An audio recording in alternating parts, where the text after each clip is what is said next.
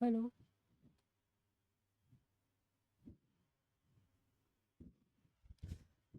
नमस्कार, राधे राधे। सभी को सुप्रभात, सभी को गुड मॉर्निंग। आप सभी स्वस्थ होंगे, बहुत अच्छे होंगे, मस्त होंगे, ये ऐसी मेरी उम्मीद है।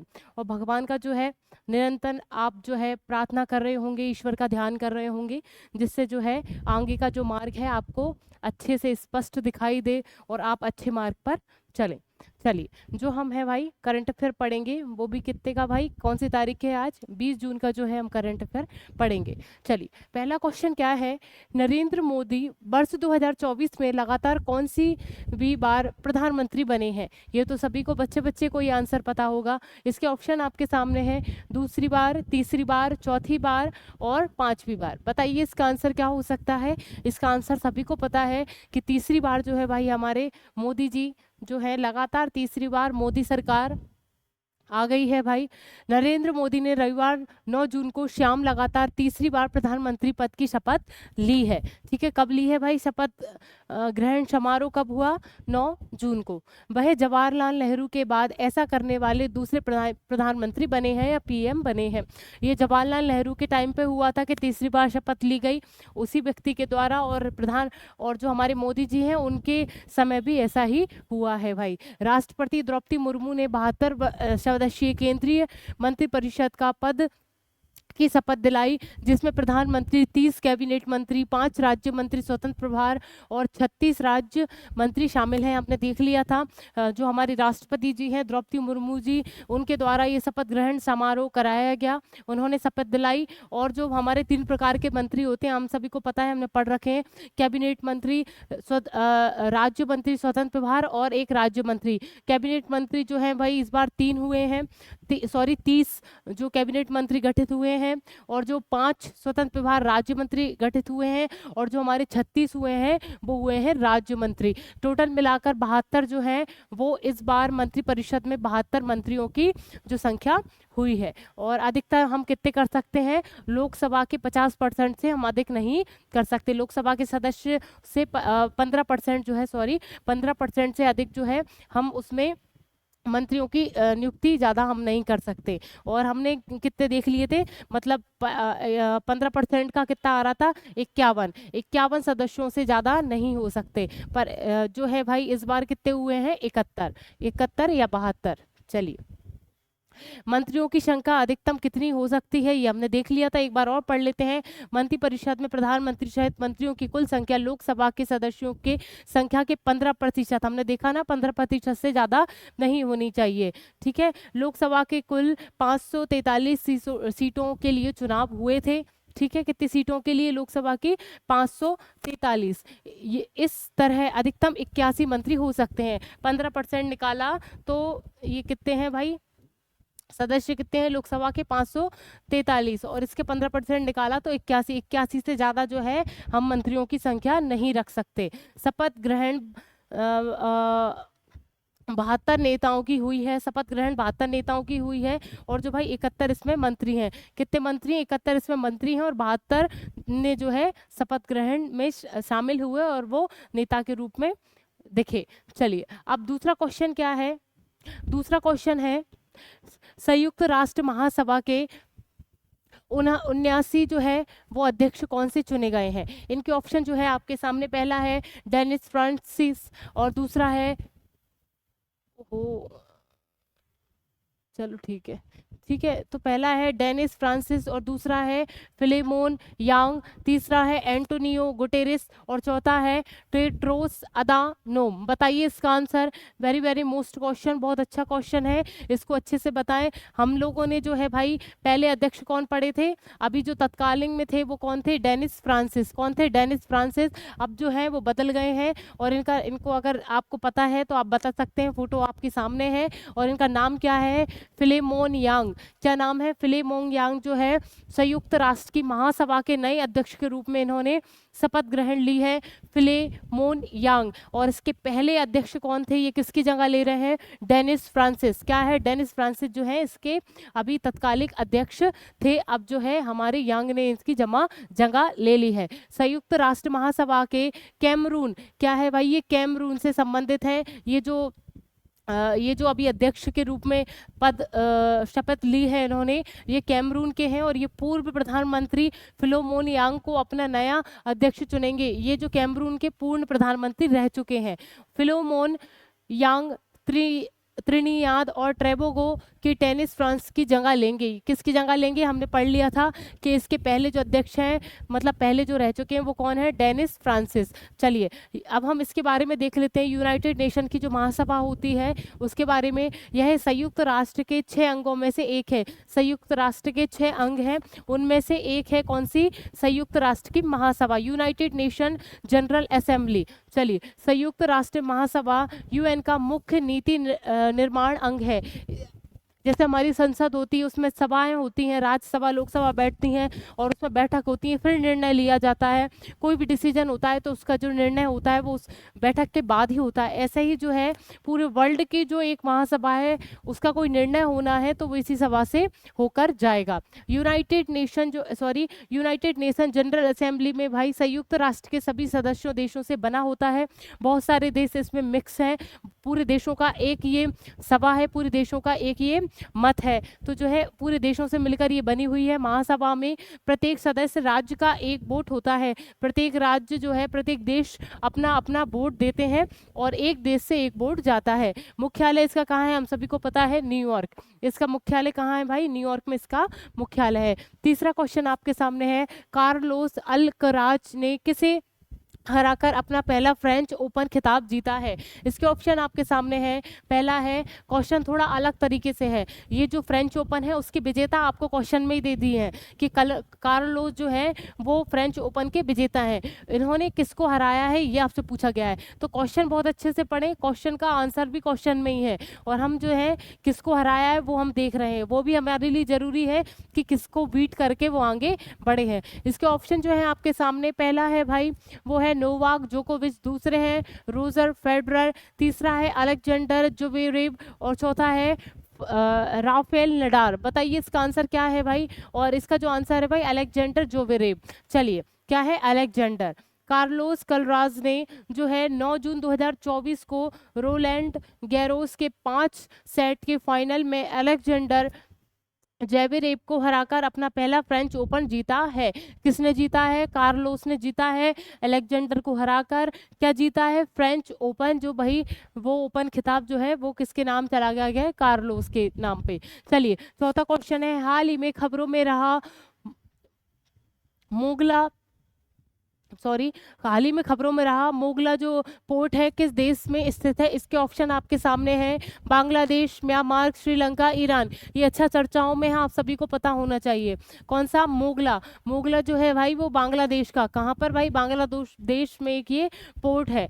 भारत का लक्ष्य जो है भाई बांग्लादेश में मोगला बंदरगाह का संचालन करना और चीन के क्षेत्रीय प्रभाव का मुकाबला करने के लिए एक नया टर्मिनल बनाना है। बांग्लादेश का एक जो मोगला पोर्ट है वो भारत के लिए कहीं ना कहीं बहुत अच्छी सुविधा देने वाला है, इसलिए भारत जो है मोगला पोर्ट पर बहुत रुचि रखे हुए है। और मोगला पोर्ट कहाँ है? बांग्लादेश। कहाँ पर है भाई? बांग्लादेश। इससे बहुत सारी सुविधाएं होने वाली हैं। अगर बांग्लादेश का मोगला पोर्ट अगर हमारे कहीं ना कहीं अच्छे संपर्क में आ जाता है तो हमें चीन के हस्तक्षेप से जो है हम अपनी प्रतिक्रिया अच्छी दे सकते हैं और जो पूर्वोत्तर राज्य हैं वहाँ आना जाना बहुत अच्छे तरीके से हो सकता है ये इस पोर्ट के द्वारा। ठीक है, तो इसलिए भारत की रुचि इसमें ज्यादा है। मोगला बांग्लादेश का दूसरा सबसे बड़ा बंदरगाह है। मोगला जो है भाई बंदरगाह बांग्लादेश का दूसरा सबसे बड़ा बंदरगाह है जो बंगाल की खाड़ी से 62 किलोमीटर, क्या है? बंगाल की खाड़ी से 62 किलोमीटर की दूरी पर स्थित है, जो सुंदरबन के जंगल से सुरक्षित है। सुंदरबन के जंगल जो है हमारे भारत में पश्चिम बंगाल में आपने देखे होंगे या सुना होगा। वहाँ के जो जंगल हैं उसके पास में नीचे ही देखेंगे तो आप बांग्लादेश है, तो उसके जो सुंदरबन है वहाँ के वनों से जो है ये सुरक्षित है। कौन सा पोर्ट? मोगला पोर्ट। चलिए, मोगला ने भारत की रुचि से असम और त्रिपुरा जैसे पूर्वोत्तर राज्यों तक पहुंचने में सुधार होगा। मैंने आपको बता दिया पूर्वोत्तर राज्य आप सभी जानते हैं, 7 सिस्टर। ठीक है, ये सब जो है त्रिपुरा, मिजोरम, मेघालय, ये सब जो है वो पूर्वोत्तर राज्य है, वहाँ पर जाना जो है सुविधाजनक हो सकता है इस पोर्ट के द्वारा। अब क्या है भाई, बांग्लादेश की राजधानी क्या है? ढाका, आप सभी को पता है। मुद्रा क्या है? बांग्लादेशी टका जो है इसकी मुद्रा है। और इसके प्रधानमंत्री शेख हसीना, सभी को ये पता होगा, ये तो रट रहा होगा, प्रधानमंत्री बांग्लादेश की शेख हसीना, और ढाका इसकी राजधानी है। और भाई जो राष्ट्रपति हैं वो कौन है? मोहम्मद शाहबुद्दीन। कौन है भाई इसके राष्ट्रपति? मोहम्मद शाहबुद्दीन जो है इसके राष्ट्रपति हैं। पांचवा क्वेश्चन आपके सामने है, स्कूली पाठ्यक्रमों में कृत्रिम बुद्धिमत्ता एआई को शामिल करने वाला पहला राज्य कौन सा है? कौन सा बना है? इसके ऑप्शन आपके सामने है। पहला ऑप्शन है आपके सामने भाई, पहला तमिलनाडु, दूसरा तेलंगाना, तीसरा कर्नाटक, चौथा केरल। बताइए इसका आंसर। अगर आप थोड़े भी सचेत हैं तो इसका आंसर आप आसानी दे सकते हैं। केरल जो है भाई शिक्षा के मामले में सबसे आगे है, तो इन्होंने जो है भाई शिक्षा में एआई को या कृत्रिम बुद्धिमत्ता को, आर्टिफिशियल इंटेलिजेंसी को पाठ्यक्रम में रखा है। केरल ने अपनी स्कूली पाठ्यक्रमों में आर्टिफिशियल इंटेलिजेंसी को शामिल करने की घोषणा की है। केरल भारत का पहला एआई स्कूल खोलने वाला राज्य है। मोस्ट इंपॉर्टेंट क्वेश्चन है। और शिक्षा जो है केरल राज्य की, हमारे भारत में सबसे उत्तम शिक्षा व्यवस्था केरल की है। अब भाई इसकी राजधानी हम सभी को पता है, तिरुवनंतपुरम इसकी राजधानी है। पी विजयन इसके प्रमुख हैं, यानी सीएम है जो है पी विजयन। अब इसके गवर्नर कौन है? मोहम्मद खान, आरिफ मोहम्मद खान जो है इसके राज्यपाल हैं। चलिए करंट अफेयर से कुछ बातें हैं, करे केरल की जो बातें हम देख लेते हैं। भारत में पहली बार सोलर बोट की शुरुआत, सोलर बोट का नाम क्या है? सूर्यांश। सोलर बोट जो किए गए थे उसका नाम है सूर्यांश। वो कहाँ पे शुरू हुए थे? केरल में। मोस्ट इंपॉर्टेंट क्वेश्चन, ये हमने 10 बार पढ़ लिए हैं, ये वन लाइनर फैक्ट में आ जाते हैं और आप बता भी नहीं पाते इसका आंसर, तो कृपया इनको बहुत अच्छे से पढ़ लें। कुछ नहीं है, एक दो बार की मेहनत है, बाकी सब आपको सरल लगने लगेगा। हमने ये क्वेश्चन कम से कम 10-15 बार इसको रिपीट कर चुके हैं, तो ये क्वेश्चन आपको देखते ही समझ में आ जाना चाहिए कि ये किस राज्य में है। तो मालाबार नदी महोत्सव जो है वो नवा संस्करण शुरू हुआ है, ये तो आप सभी बता देंगे भाई। नौकायान होता है वहाँ पर, नौका प्रतियोगिताएं होती है, तो मालाबार नदी महोत्सव जो है भाई वो कौन सा संस्करण है? वो शुरू हो गया है, नवा संस्करण। चलिए, और टोमेटो जो है फ्लू से प्रभावित है, कौन है भाई? केरल राज्य। टोमेटो फ्लू से प्रभावित कौन है? केरल राज्य। और दूसरा क्या है? सर्वाधिक शिक्षित राज्य, मैंने आपको बताया है, सर्वाधिक शिक्षित राज्य कौन सा है? केरल। इसमें एक योजना चलाई गई है, एक ग्राम पंचायत और एक प्ले ग्राउंड। क्या है भाई? कौन सी योजना? एक ग्राम पंचायत जो है और एक प्ले ग्राउंड जो है। अगर एक ग्राम पंचायत होगी तो उसमें एक प्ले ग्राउंड जरूर होना चाहिए, ऐसी योजना है और ये बहुत सराहनीय योजना है। चलिए छठवां क्वेश्चन क्या है? छठवां क्वेश्चन है, भारतीय नौसेना की पहली महिला हेलीकॉप्टर पायलट कौन बनी है? इसके ऑप्शन आपके सामने हैं, दीपिका मिश्रा, दूसरा है गीतिका कौल, तीसरा है सुमन कुमारी, फिर है अनामिका राजीव। बताइए इसका आंसर क्या हो सकता है? ये जो है अनामिका राजीव जी हैं और इनका आंसर क्या है भाई? अनामिका राजीव नौसेना की प्रमुख बन गई हैं भाई। अब क्या है? सब लेफ्टिनेंट अनामिका वी राजीव ने INS राजली अरक्कोडम में इतिहास रच दिया है, जब वह भारतीय नौसेना में हेलीकॉप्टर उड़ाने वाली पहली महिला बनी है। हेलीकॉप्टर उड़ाने वाली जो है वो पहली महिला बन गई है, उनका नाम क्या है? अनामिका राजीव। अनामिका राजीव जो है वो पहली महिला बन गई है, हेलीकॉप्टर उड़ाने वाली पहली महिला। कौन है? मुझे दिखाई नहीं दे रहा, यहाँ मुझे दिख नहीं रहा, मुझे कुछ नहीं दिख रहा। इधर आके बोलो, मुझे सुनाई नहीं दे रहा है। 2 सेकंड रुकिएगा जरा, सिर्फ 2 सेकंड। क्या हुआ? स्कूल का अभी खुल गया। ऊपर आप आवाज, यहाँ जीने पे आवाज दे दो, कुछ बात करनी है आपको। अच्छा अच्छा, तो आप एक काम करो, जरा आप यहाँ पे खड़े होके ना ऊपर आवाज दे लो। ऊपर रानी भाभी बोल देना आप। हाँ, यहाँ पे रानी रानी। हाँ, सॉरी मैं डिस्टर्ब, ठीक है, थोड़ा सा आपको, मैं उनसे बात करने लगी थी। चलिए, तो भारतीय नौसेना जो है उसकी स्थापना कब हुई भाई? 26 जनवरी 1950। कब हुई? 26 जनवरी 1950 को जो है भारतीय नौसेना की स्थापना हुई। मुख्यालय कहाँ है भाई इसका? नई दिल्ली में। कहाँ पर इसका मुख्यालय है? नई दिल्ली में। और नौसेना प्रमुख जो है वो दिनेश कुमार त्रिपाठी। दिनेश कुमार त्रिपाठी जो है वो इसके प्रमुख हैं, ठीक है, इसके प्रमुख हैं दिनेश कुमार त्रिपाठी। और नौसेना जो दिवस मनाया जाता है वो 4 दिसंबर को मनाया जाता है। कब मनाया जाता है? 4 दिसंबर को जो है वो मनाया जाता है। 2 सेकंड रुकिएगा।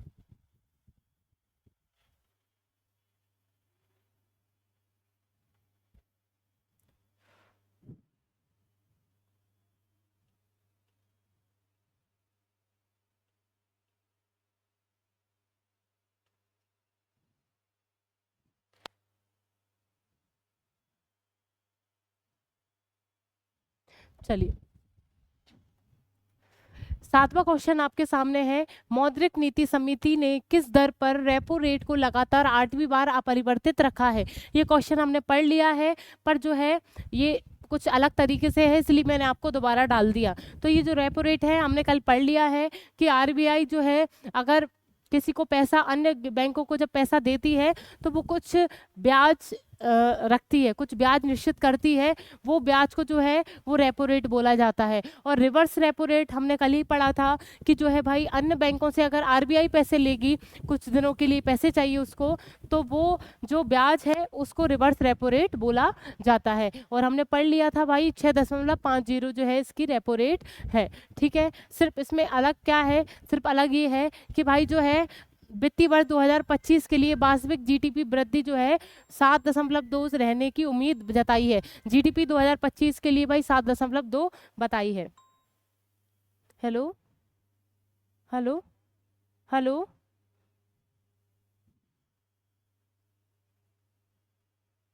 हेलो।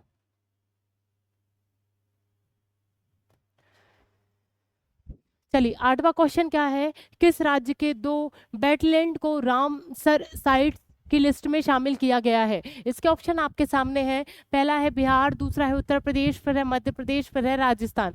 बताइए इसका आंसर क्या हो सकता है? चलिए, ये भी क्वेश्चन हमने दोबारा एक बार पढ़ लिया है। आज बड़े 2 मिनट रुकिएगा। हेलो, अरे वो कोई मैडम आई थी, मैं क्लास में हूँ इसलिए फोन लगा रही थी, आप बात कर लो। ठीक है, राधे बाय। राज्य के 2 वेटलैंड रामसर साइट की लिस्ट में शामिल किए गए हैं। ये ऑप्शन आपके सामने, और इसका आंसर भी आपको पता है। क्या है भाई? बिहार। क्या है इसका आंसर? बिहार। नागी पहाड़ी और एक नकटी पहाड़ी, आप सभी ने पढ़ा होगा। नागा पहाड़ा न पहाड़ी सॉरी, और जो है नकटी पहाड़ी, ये जो सॉरी अभ्यारण्य, पहाड़ी नहीं अभ्यारण्य, अभी दिमाग वहाँ चल रहा है। ठीक है, नागी और नकटी पक्षी अभ्यारण्य जो है वो बिहार के हैं, और जो झाझा वन क्षेत्र में आते हैं रामसर भूमियों में वो इंकित कर लिए गए हैं, आर्द्र भूमि के रूप में उसको इंकित कर लिया गया है। ठीक है, तो जो है रामसर भूमियों की संख्या कितनी हो गई? 82। कितनी हो गई? 82। चलिए, ठीक है, ये हमने पढ़ ही लिया था। रामसर भूमियों की संख्या जो है 82 हो चुकी है। अब क्या है भाई, हम देख लेते हैं। भारत अब रामसर साइटों के मामले में चीन के साथ संयुक्त रूप से तीसरे स्थान पर पहुंच गया है। रामसर साइट की संख्याओं के अनुसार जो है भाई चीन और जो भारत है वो एक ही संख्या पर है और एक ही पायदान में बैठे हुए हैं। तो ये तीसरे नंबर पर जो है रामसर साइट के स्थान पर है या उसके मामले में है। सबसे आगे क्या है? यूके। सबसे आगे जो है रामसर साइटों में यूके है, और 175 साइट उस पर है। यूके में 175 यूके में रामसर भूमिया है। चलिए, अब क्या बिहार की राजधानी, क्योंकि बिहार का पढ़ा है हमने, तो बिहार की राजधानी पटना। मुख्यमंत्री नीतीश कुमार जी, आप सभी को पता है, बड़े चर्चा में रहते हैं। राज्यपाल जो है भाई राजेंद्र आर्लेका। क्या है? राजेंद्र आर्लेका जो है इसके राज्यपाल है। नवा क्वेश्चन है भाई, हाल ही में किसने भारत की पहली एस्ट्रो टूरिज्म पहल का अनावरण किया है? इसके ऑप्शन जो है आपके सामने वो है गुजरात, मध्य प्रदेश, उत्तराखंड, हिमाचल प्रदेश। बताइए इसका आंसर क्या है? आप सभी को पता होगा कि नक्षत्र करके एक योजना जो है वो उत्तराखंड ने चलाई है। वहां से जो है अंतरिक्ष में शोध करने की एक पहल चालू करी गई है।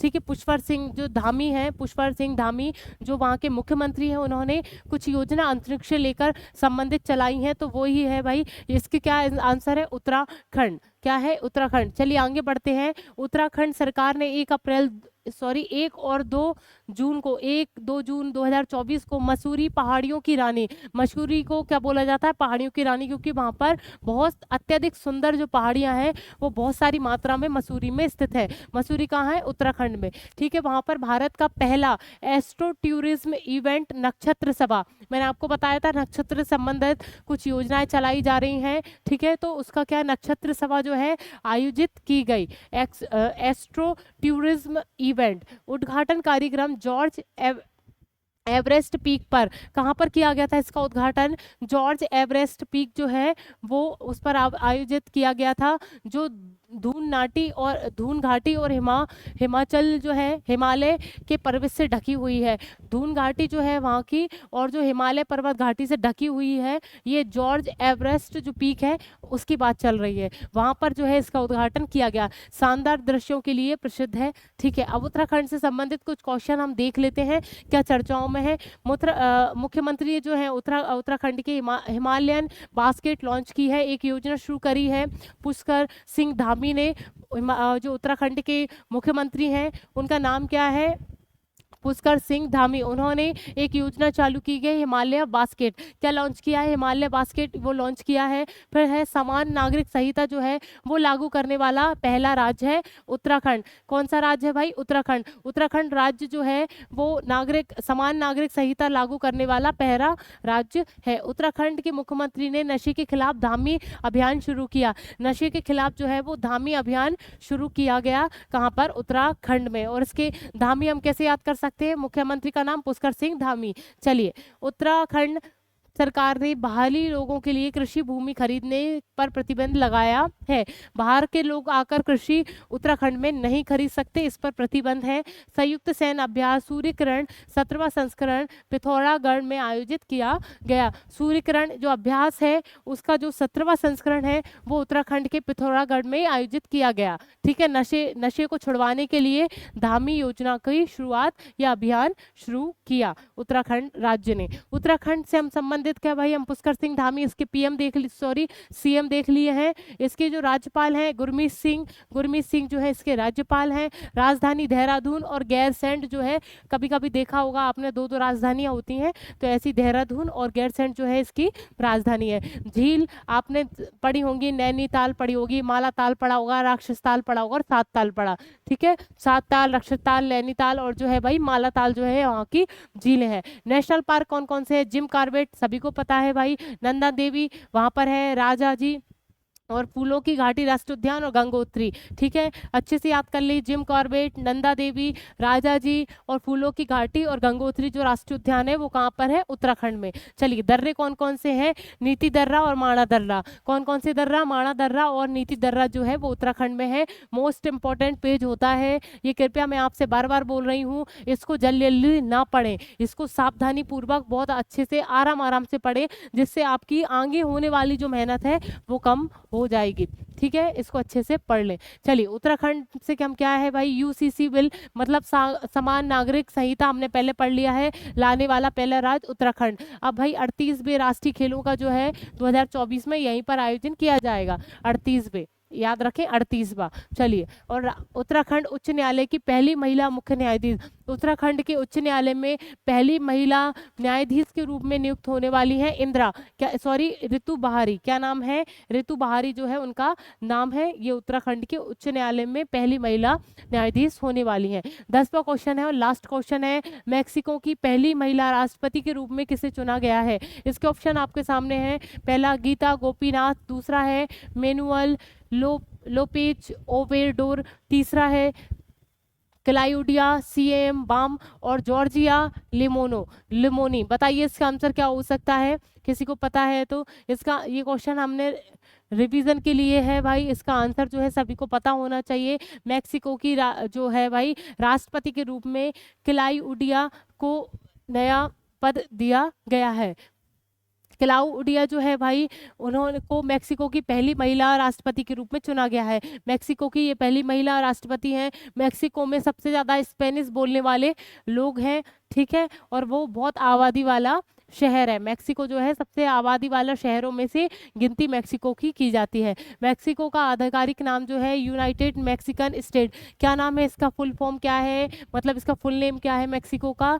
यूनाइटेड मैक्सिकन स्टेट जो है इसका पूरा नाम है। हालांकि यह उत्तरी अमेरिका में स्थित है। कहाँ पर स्थित है? उत्तरी अमेरिका में स्थित है, लेकिन सांस्कृतिक रूप से इसे लैटिन अमेरिका का हिस्सा माना जाता है। ठीक है, इस देश इस देश में दुनिया की सबसे बड़ी स्पेनिश देशी आबादी है। स्पेनिश लोग जो है वो वहाँ पर सबसे ज़्यादा रहते हैं। इसकी राजधानी जो है मैक्सिको सिटी है। मैक्सिको सिटी उसी की राजधानी है। मैक्सिको की दुनिया के सबसे अधिक आबादी वाले शहरों में से एक है, जो मैंने आपको पहले ही बता दिया है।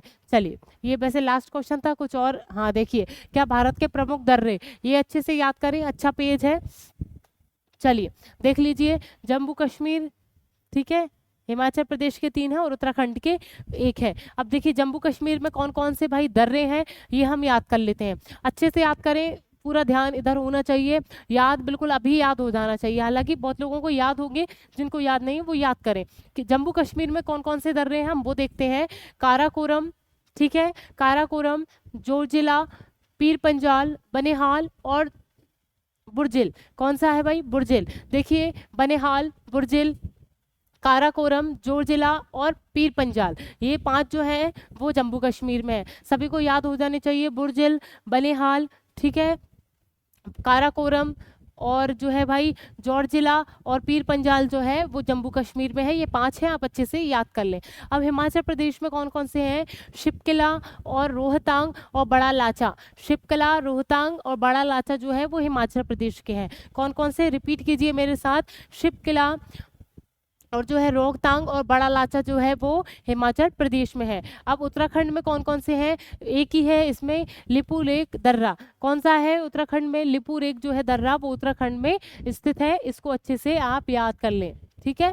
चलिए, ये जो है 10 क्वेश्चन समाप्त होते हैं। इसी के साथ मैं आपसे कल मिलती हूँ। राधे राधे।